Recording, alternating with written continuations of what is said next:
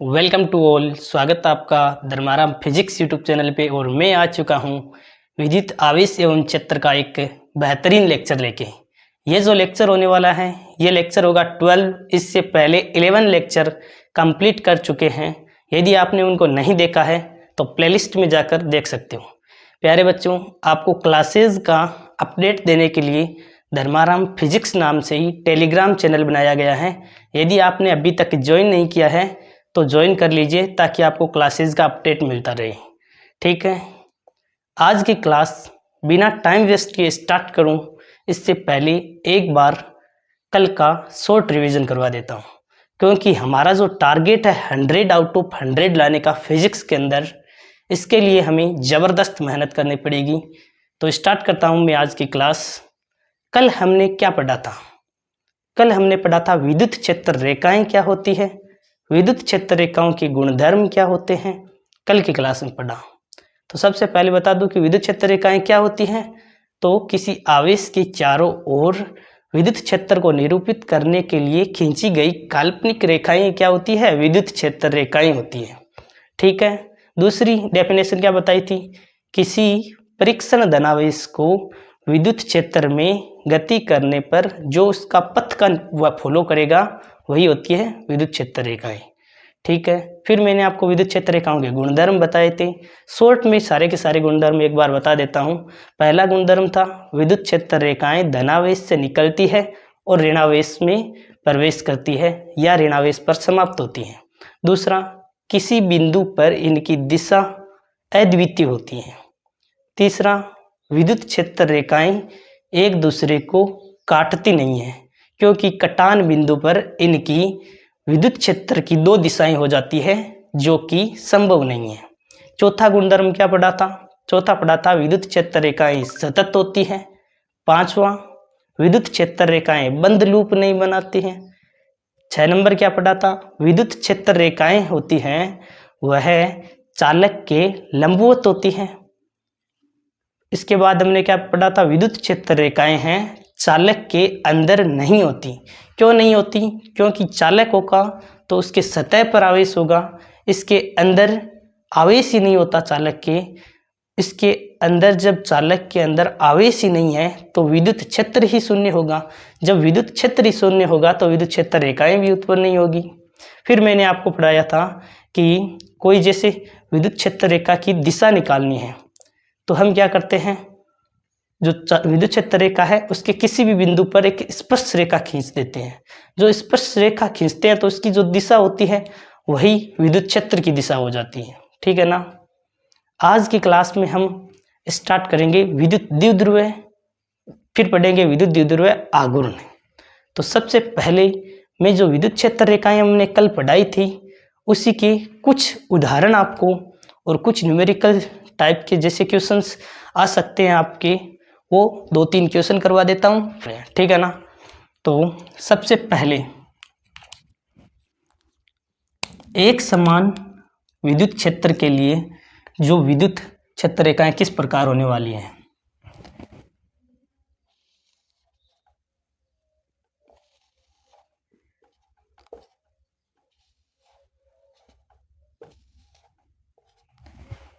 ये किस प्रकार की है? एक समान विद्युत क्षेत्र। एक समान विद्युत क्षेत्र के लिए विद्युत क्षेत्र रेखाएं किस प्रकार ड्रॉ होगी? तो वो इस प्रकार होने वाली है। ठीक है। दूसरा, असमान विद्युत क्षेत्र के लिए किस प्रकार विद्युत क्षेत्र रेखाएं ड्रॉ होने वाली है? तो असमान विद्युत क्षेत्र के लिए ये देखिए, ये हो जाएगी आपकी असमान विद्युत क्षेत्र के लिए विद्युत क्षेत्र रेखाएं।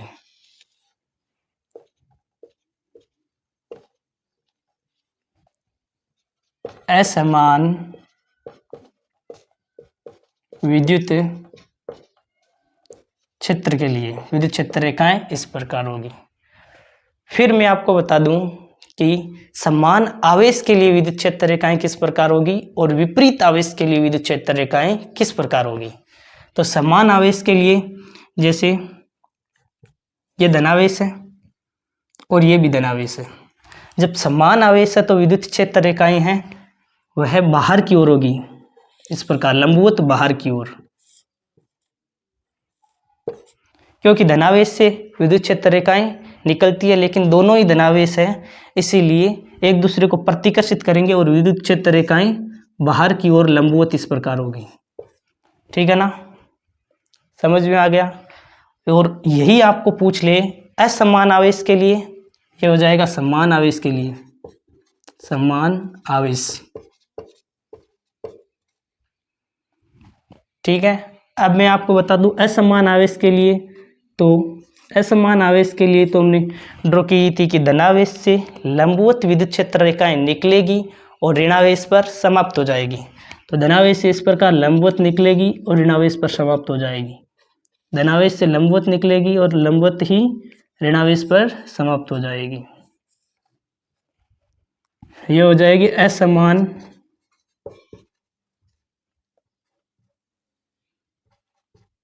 आवेश के लिए। ठीक है ना, यहाँ तक आपको समझ में आ गया होगा कि जब एक समान विद्युत क्षेत्र के लिए विद्युत क्षेत्र रेखाएं किस प्रकार ड्रॉ होने वाली है, तो इस प्रकार हो जाएगी। असमान विद्युत क्षेत्र के लिए इस प्रकार, समान आवेश होंगे तो क्या होगा कि जो एक दूसरे को प्रतिकर्षित करेंगे, इसीलिए जो विद्युत क्षेत्र रेखाएं हैं वह बाहर की ओर होने वाली है। ऐसे ही विपरीत आवेश आ जाएंगे, धनावेश और ऋणावेश, तो क्या हो जाएगा, तो धनावेश से लंबवत निकलेगी और ऋणावेश के अंदर प्रवेश करेगी। ठीक है, यहाँ तक चीज़ें क्लियर हो गई। अब आप एक क्वेश्चन लिखो। क्वेश्चन क्या है, निम्न में से कौन सी विद्युत क्षेत्र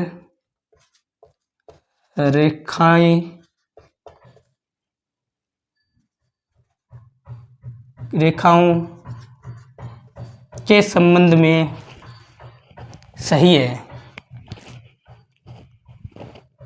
के संबंध में सही है। तो मैं आपको कुछ डायग्राम दे रहा हूँ, आप उनको देखकर बताना कि कौन सा जो ऑप्शन है वह सही है। ए ऑप्शन लिखो।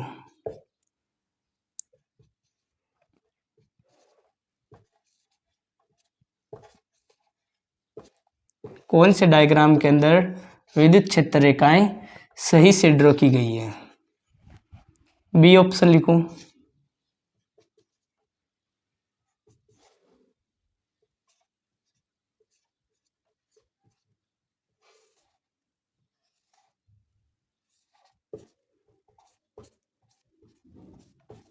C option.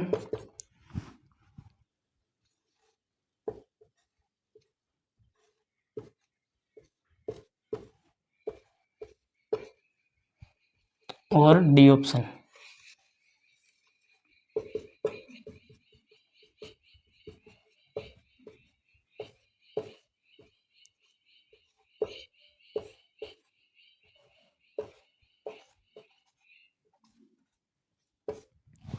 ये चार ऑप्शन देख रखिए मैंने आपको, तो इनमें से बताना है कि कौन सा जो ऑप्शन है वह सही है। जिस ऑप्शन के अंदर विद्युत क्षेत्र रेखाएं सही से ड्रॉ की गई है वो ऑप्शन आपको देखना है।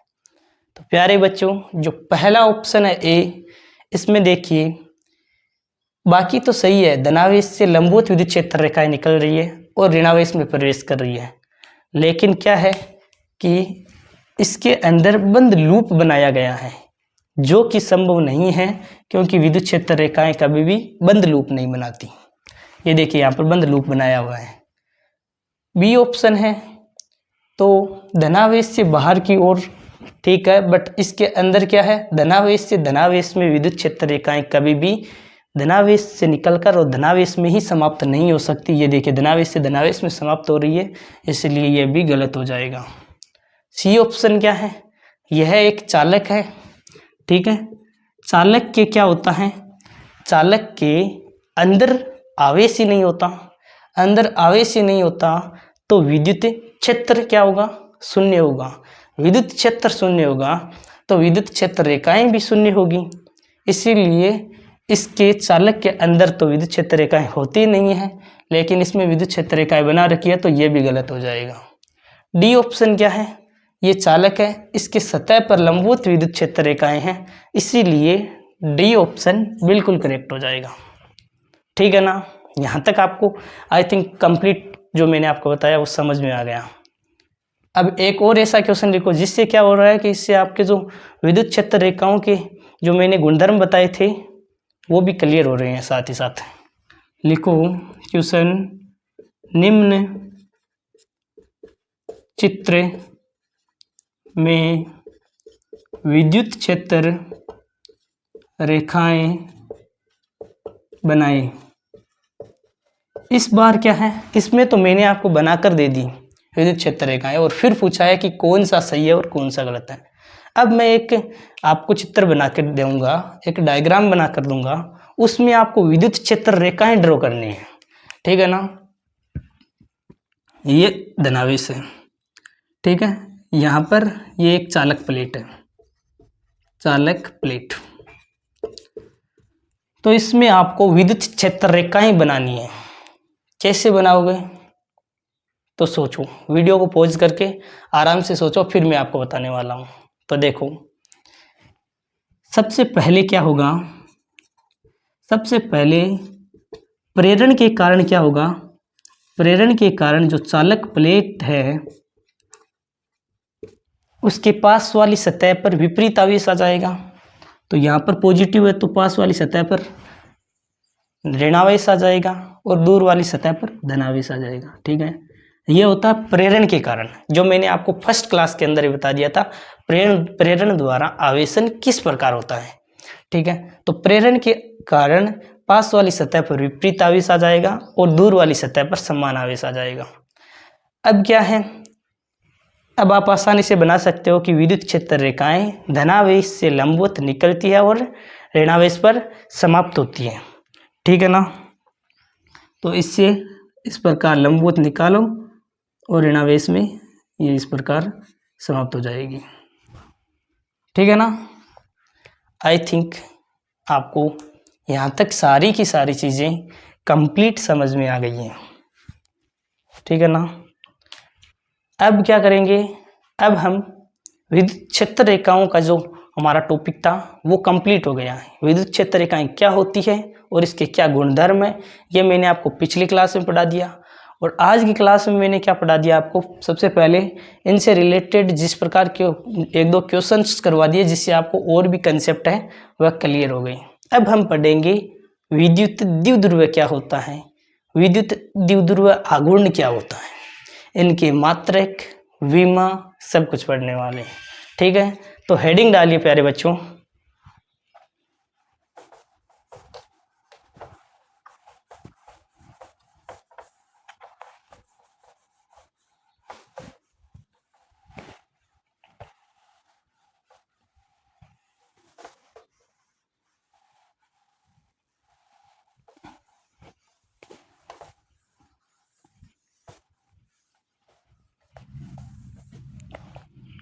हेडिंग डालो विद्युत द्विध्रुव। सबसे पहले विद्युत द्विध्रुव होता क्या है, तो विद्युत द्विध्रुव क्या होता है, हेडिंग डालो विद्युत द्विध्रुव। विद्युत द्विध्रुव, विद्युत द्विध्रुव क्या होता है, एक ऐसा निकाय जिसमें समान परिमाण के लेकिन विपरीत प्रकृति के आवेश अति अल्प दूरी पर रखे होते हैं, उसे ही कहते हैं विद्युत द्विध्रुव। ठीक है ना, तो क्या लिखोगे, समान परिमाण परंतु विपरीत प्रकृति के आवेश अति अल्प दूरी पर रखे हैं, उसे विद्युत द्विध्रुव कहते हैं। ठीक है ना, किसी निकाय में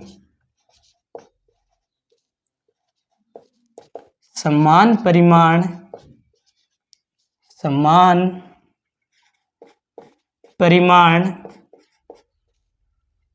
किंतु समान परिमाण एवं विपरीत प्रकृति के आवेश अत्यंत अल्प दूरी पर रखे हैं, अल्प दूरी पर रखे होते हैं, उसे क्या कहते हैं? विद्युत द्विध्रुव कहते हैं,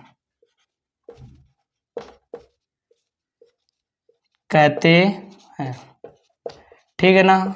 यहाँ तक चीजें समझ में आ गई, क्लियर हो गई।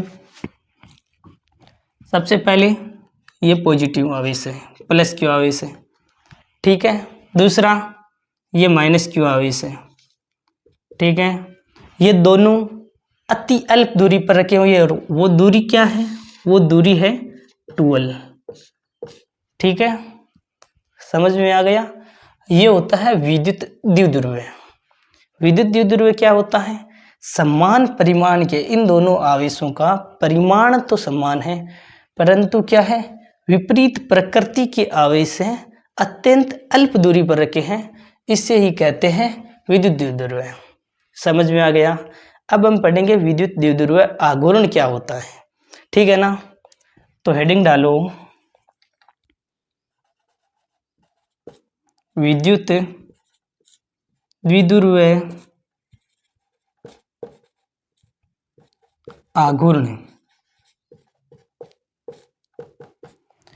विद्युत द्विध्रुव आघूर्ण क्या होता है?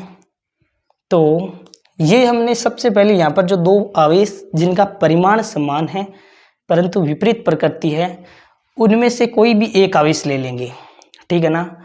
उस आवेश का परिमाण और इनके मध्य की जो दूरी है, इनका गुणनफल करेंगे, उसे ही कहेंगे विद्युत द्विध्रुव आघूर्ण। समझ में आ गया। देखिए ये जो दो समान परिमाण के आवेश हैं, इनमें से कोई भी एक आवेश ले लो, ठीक है ना। आवेश कैसे? आवेश का परिमाण लेना है। आवेश के परिमाण को इन दोनों आवेशों के मध्य की जो दूरी है, इससे गुणनफल करवा दो, तो क्या आ जाएगा? विद्युत द्विध्रुव आघूर्ण आ जाएगा, ठीक है ना। तो लिखो द्विध्रुव में द्विध्रुव में के लिए किसी एक आवेश के परिमाण एवं उनके मध्य की दूरी के गुणनफल को विद्युत द्विध्रुव आघूर्ण कहते हैं।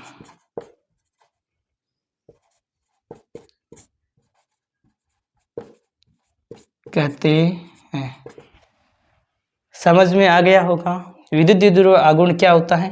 तो इससे डिनोट किससे करते हैं? तो सबसे पहले इसको डिनोट करते हैं P से। यहाँ पर लिख लेना आप P वेक्टर। इससे किससे डिनोट करते हैं? तो P से डिनोट करते हैं। तो P इज इक्वल टू क्या हो जाएगा? विद्युत द्विध्रुव आघूर्ण P इज इक्वल टू हो जाएगा आपका, इन दोनों में से कोई भी आवेश ले लो और आवेश का परिमाण लोगे। जब आवेश का परिमाण लोगे तो माइनस क्यू आवेश भी लेना चाहोगे तो परिमाण लोगे तो पॉजिटिव हो जाएगा, ठीक है ना। तो आवेश का परिमाण हो जाएगा क्यू। इन दोनों के मध्य की दूरी क्या है?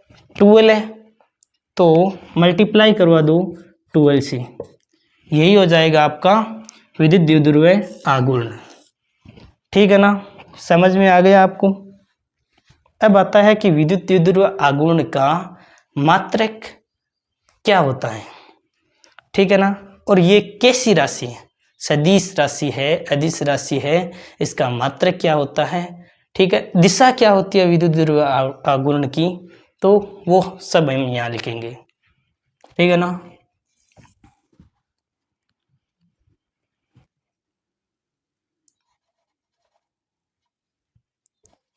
विद्युत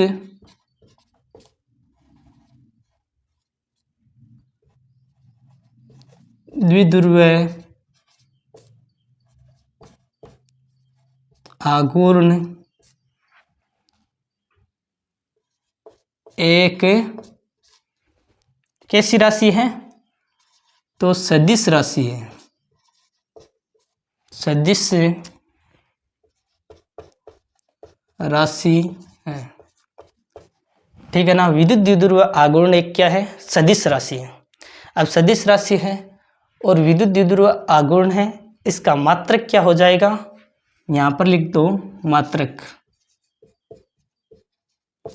मात्रक देखो P is equal to Q into 2L है, तो Q क्या है, आवेश। आवेश का मात्रक क्या होता है, कूलाम।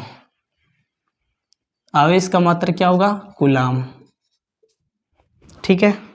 और 2L क्या है, दूरी, तो दूरी का क्या मात्रक होता है, मीटर, तो कूलाम इंटू मीटर। यानी कि आप इसे लिखोगे कूलाम को C से और मीटर को M से, तो cm इसका मात्रक होता है, ठीक है ना। सेंटीमीटर नहीं होता है, कूलाम मीटर, ठीक है ना। ये इसका मात्रक हो गया। विमा पूछ ले तो विमा भी बड़ी आसानी से निकाल सकते हैं हम। विमा, आवेश की विमा होती है A1 T1 और लंबाई की विमा होती है L1, तो विमा हो जाएगी M0 हो जाएगा L1 T1 और A1, ठीक है ना। यहाँ तक चीज़ें आपको क्लियर हो गई होगी। अब क्या है, अब मैं आपको इसका एक एग्जाम्पल देता हूँ, जो विद्युत द्विध्रुव आघूर्ण है इसका एक एग्जाम्पल देता हूँ। इससे पहले मैं बता देता हूँ कि विद्युत द्विध्रुव आघूर्ण की जो दिशा क्या होती है। तो विद्युत द्विध्रुव आघूर्ण की जिस दिशा होगी वो धनावेश से ऋणावेश की ओर होने वाली है, ठीक है ना। इस प्रकार दिशा होगी इसकी, विद्युत क्षेत्र की दिशा के विपरीत चलता है। जो विद्युत द्विध्रुव आघूर्ण है इसकी दिशा क्या होती है, ऋणावेश से धनावेश की ओर। तो यहाँ पर एक पॉइंट लिख लो, विद्युत द्विध्रुव आघूर्ण की दिशा ऋणावेश से धनावेश की ओर होती है, ठीक है ना। विद्युत क्षेत्र की दिशा क्या होती है, विद्युत क्षेत्र की दिशा होती है धनावेश से ऋणावेश की ओर, लेकिन विद्युत द्विध्रुव आघूर्ण की दिशा क्या होगी, वह प्यारे बच्चों होगी ऋणावेश से धनावेश की ओर, ठीक है ना। याद रखना, बहुत ज़्यादा इंपॉर्टेंट होती है। छोटे छोटे पॉइंट्स होते हैं ना, आपके कंपटीशन एग्जाम में भी बहुत ज़्यादा हेल्प करने वाले हैं, ठीक है ना। अब एक क्वेश्चन लिखो। क्वेश्चन क्या है कि द्विध्रुव में दो आवेश जिनका परिमाण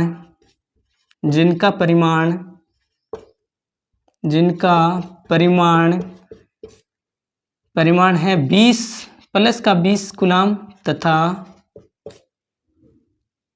माइनस का 20 कूलाम है, एक दूसरे से 1 mm दूरी पर रखे हैं, तो विद्युत द्विध्रुव आघूर्ण क्या होगा। तो सबसे पहले क्या है कि दो आवेश दे रखे हैं जिनके परिमाण हैं प्लस 20 कूलाम और माइनस 20 कूलाम है, वो दोनों एक दूसरे से 1 mm की दूरी पर रखे हुए हैं। तो हमें विद्युत द्विध्रुव आघूर्ण कैलकुलेट करना है। फॉर्मूला मैंने आपको बताया है, विद्युत द्विध्रुव आघूर्ण P इज इक्वल टू क्या होता है, P इज इक्वल टू हो जाता है एक आवेश का परिमाण ले लो, चाहे कोई सा भी आवेश ले लो, चाहे पॉजिटिव 20 कूलाम ले लो या माइनस 20 कूलाम ले लोगे, और उनके मध्य की जो दूरी है इनका मल्टीप्लाई करना है। तो सबसे पहले आवेश कितना है, तो प्यारे बच्चों आवेश हो जाएगा आपका 20 कूलाम, ठीक है। आवेश का परिमाण लेंगे, चाहे कोई सा भी एक आवेश लेना है, और जो 12 का मान क्या है, 12 का मान है 1 mm, ठीक है। ऐसे ही mm दे रखा था, इसे हमने 10 की पावर -3 से गुणा करवा दिया, ठीक है ना। तो ये किसके अंदर आ गया, ये आपका 10 की पावर -3 से गुणा करवाते ही मीटर के अंदर आ गया, ठीक है ना। तो P इज इक्वल टू क्या होगा, Q का मान 20 हो जाएगा, 12 का मान 10 की पावर -3। कहीं ऐसा मत कर देना 2 से मल्टीप्लाई करवा दो, 12 का मतलब है उन दो, ये जो दो आवेश है उनके मध्य की दूरी, 12 कंप्लीट दूरी है बीच की। जैसे एक दूसरे से 1 mm दूरी पर रखे हुए हैं तो 12 का मान 1 mm है, ऐसे नहीं 1 mm को आप 2 से मल्टीप्लाई कर दे, तो इसका ध्यान रखना, ऐसा नहीं करना आपको। ये 12 की दूरी दे रखी है, 12 का मान कितना है, 1 mm दूरी। तो P इज इक्वल टू क्या हो जाएगा, 2 × 10 की पावर -2। और जो विद्युत द्विध्रुव आघूर्ण का मात्रक क्या होता है, Cm। आई थिंक यहाँ तक सारी की सारी चीज़ें आपको क्लियर हो गई है। मैंने आपको बता दिया है कि विद्युत द्विध्रुव क्या होता है, विद्युत द्विध्रुव आघूर्ण क्या होता है, और विद्युत द्विध्रुव आघूर्ण एक कैसी राशि है, तो सदिश राशि है। Cm इसका मात्रक होता है, और विद्युत द्विध्रुव आघूर्ण की दिशा ऋणावेश से धनावेश की ओर आती है। एक मैंने आपको न्यूमेरिकल करवा दिया, ठीक है। आई थिंक पूरी की पूरी क्लास आपको बहुत ही बेहतरीन अंदाज में समझ में आई होगी। फिर भी कोई डाउट रहता है तो 1-2 बार वीडियो को वापस देख लेना, कमेंट बॉक्स में जो भी डाउट रहता हो तो उसका कमेंट कर देना, ठीक है। Thank you very much, for a nice day to all of you, thank you very much.